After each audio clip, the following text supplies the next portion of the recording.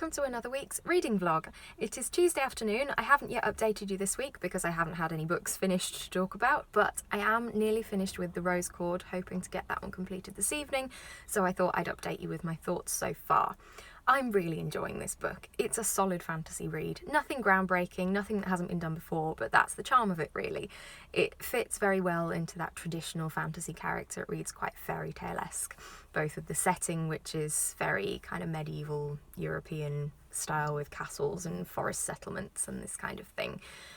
It fits a lot of the beats of a typical fantasy story. So you have the coming of age story, you have the obvious antagonist characters with an evil queen and a evil inquisitor type character. We have dragons, we have magic, we have creatures in the forest. It's a lovely book all round. It's very comforting, cozy kind of read for me. As I said, nothing groundbreaking plot wise, but very easy to follow and a lovely sort of cultural twist on a normal fantasy story. So this one is based heavily, I believe, on some Welsh folklore, or at least a lot of the names follow the kind of Welsh style of words and pronunciation. So that's something I hadn't come across in a fantasy read before, and I'm really actually enjoying, though it does make it quite difficult to pronounce the characters' names in my head and also the place names. I'm trying to remember to the best of my ability what I've gathered from holidays in Wales in the past, but I don't pretend to understand the Welsh language, so probably makes me read this one a little slower in my head than other books, but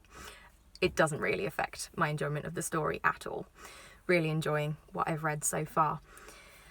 So the story, I can't really give you too much of the plot because it's the second in a series, but it follows two characters predominantly. So we have 14-year-old Errol, who has grown up in this small settlement in the forest, being a bit of an outcast really.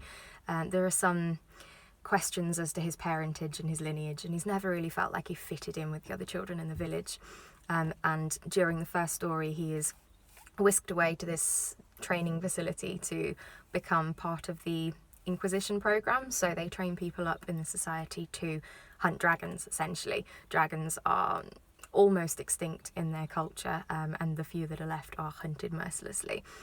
The other side of the story follows a dragon, also a coming-of-age story from his point of view. He has grown up with his mother in the forest, very much in secret, learning kind of magecraft, and he's Benfro, who's the title character of the series, being Sir Benfro. They call all their dragons sirs when they come of age, which I think is a lovely, quaint characteristic.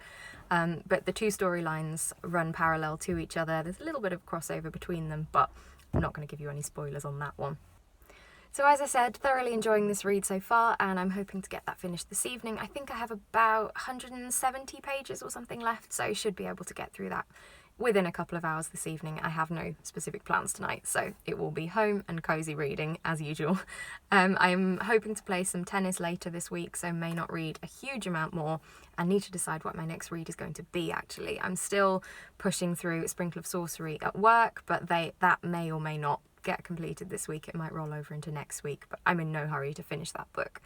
And I do want to get back into Warbreaker, so I had started the first chapter or two of the audiobook, have bought the physical book, but haven't actually carried on with the story at all yet, so that probably will be my next one to pick up. So let's go home and let's get reading.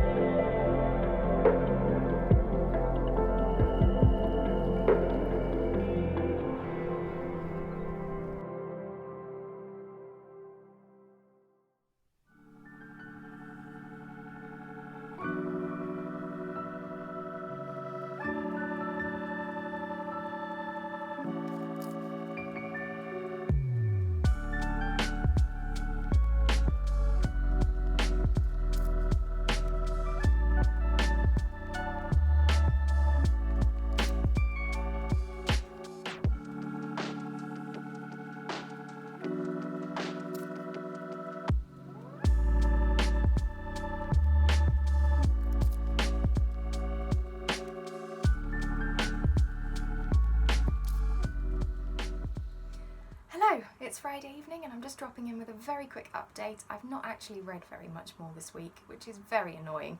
I finished the Rose Chord on Tuesday evening, read about an hour or two of my audiobook of Warbreaker on a lovely walk on Wednesday, which I think I've included some footage previously about. Absolutely gorgeous evening, but obviously audiobooks are a lot slower than physical reading for me, so haven't actually made all that much progress through the book yet. And last night I actually didn't read anything at all. I've had a really busy week at work this week, so haven't really had much brain power left for reading in an evening. But hopefully can rectify that this evening and get through a little bit more of Warbreaker, or maybe start another book. Who knows, we'll see what I'm in the mood for. But I just wanted to show you, I've actually had some book mail today. I came home to a lovely little parcel from Book Depository, so I'm going to show you what I have got.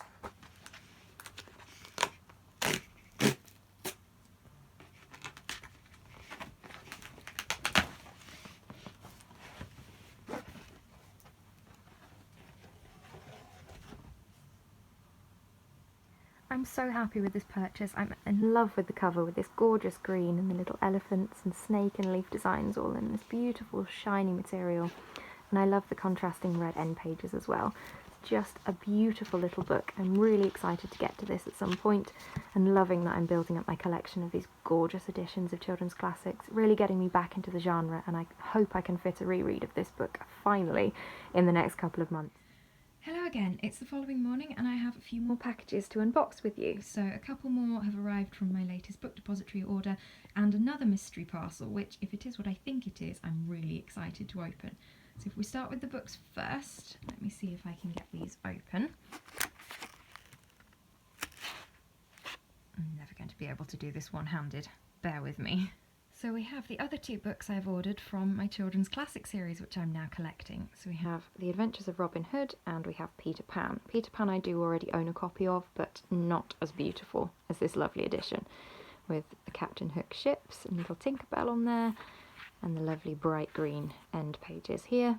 And then The Adventures of Robin Hood I've actually never read. I've watched several film and TV adaptations of these stories and absolutely love them, but couldn't pass up the chance to read the original stories in this gorgeous cover.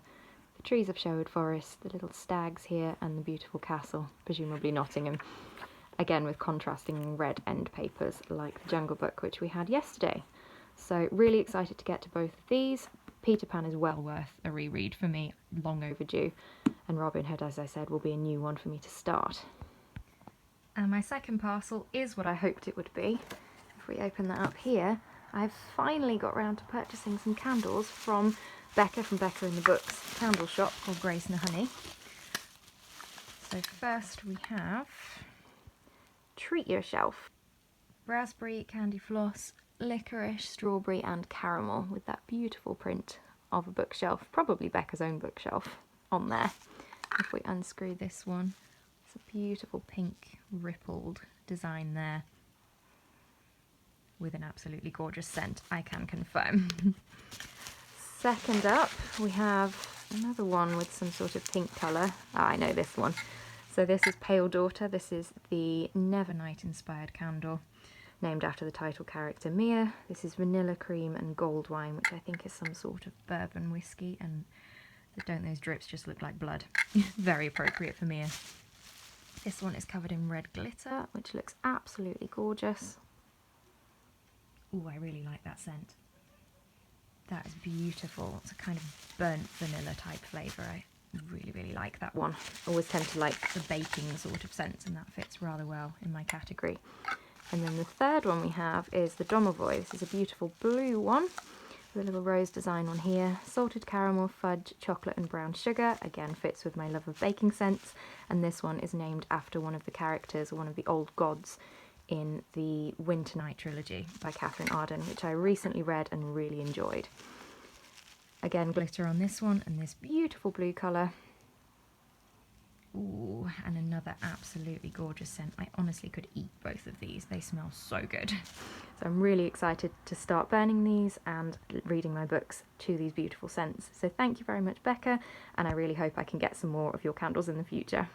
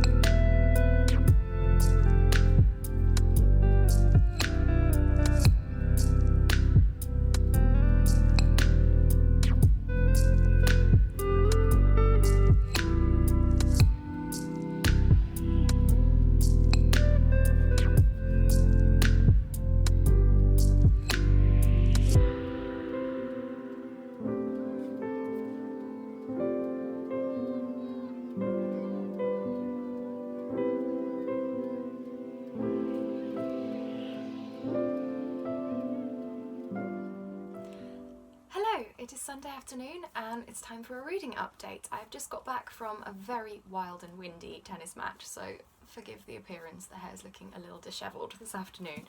But I'm sitting down to make some more progress through Warbreaker this afternoon. Not got through this book as quickly as I'd hoped I would. I think because it's a standalone, I'm spending a little bit more time focusing on making sure I understand the characters and the magic system, but it is meaning that I'm reading this book quite slowly for a fantasy, which is frustrating. I was hoping to finish this book today because I do have a challenge for myself starting tomorrow for Do the Thingathon, which I really wanted to devote the entire week to, but unfortunately I think Warbreaker is going to have to roll over a couple more days. But we'll see. You never know, I might have a really productive evening today and manage to get this done, but somehow I doubt it. I am really enjoying this though.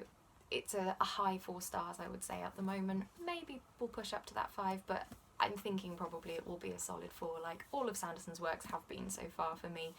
I think I'm actually quite unpopular in the opinion that the original Mistborn trilogy has been my least favourite Sanderson work so far. Still a 4 star, but I think this one and Elantris, both being standalones, really appealed to me. I think the pace of the book and the fact that it's a little bit more of a closed world, it's fewer characters, it's really enjoyable for me. It's nice to get your teeth into that story and have everything happening a little bit more fast paced than in Mistborn. Second era Mistborn I really enjoyed also. I think the characters in that one are possibly my favourite across any of Sanderson's works. I find them really entertaining and quite relatable actually, so, and the heist element of those two really appealed to me, so I think that's probably been my favourite of his works so far. But I think Stormlight, which I will be reading next, hopefully starting in June, is set to be my favourite of the lot. For some reason I'm really anticipating that one, and I think based on other people's recommendations think that that's going to be my ultimate Sanderson works, but you never know, this one might make it a close second once I finished it, we'll see. Just a quick wrap up of the rest of my reads for this week, just in case I don't get back to you again later. I did finish the Rose Cord earlier on this week, and I've also made a good bit more progress through A Sprinkle of Sorcery. Haven't quite finished that one off yet, but that's a long-term ongoing read at work, so it wasn't something I particularly was desperate to finish this week. So definitely fewer pages than I read last week. Not the most productive reading week, but as I said earlier, I've had a really busy week with work, so haven't really had the brain power to focus too much on reading. But next week I have a big challenge ahead of me. You will find out in the next vlog what that is and whether I'm actually going to achieve it or not. It's a book that I've been very much procrastinating reading for quite some time, so fingers crossed all the productivity will come back next week and we'll have a really good one. So for now, I'm going to read some more of Warbreaker and see how far I get this evening.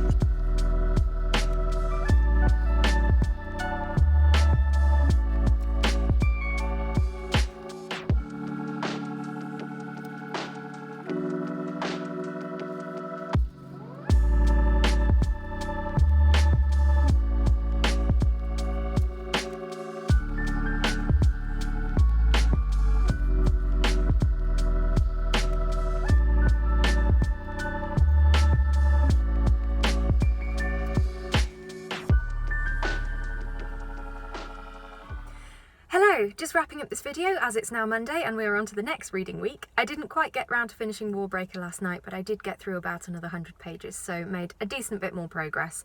I will just add the remaining, I think, 250 or so pages onto my Do the Thingathon challenge for this week, which you'll see in the next vlog. So thank you very much for watching. Please give the video a like if you enjoyed it. Chat to me in the comments down below about any of the books that I've been reading this week or anything else you'd like to chat about. Please consider subscribing if you'd like to see more content from me, and I will see you in next week's video. Bye!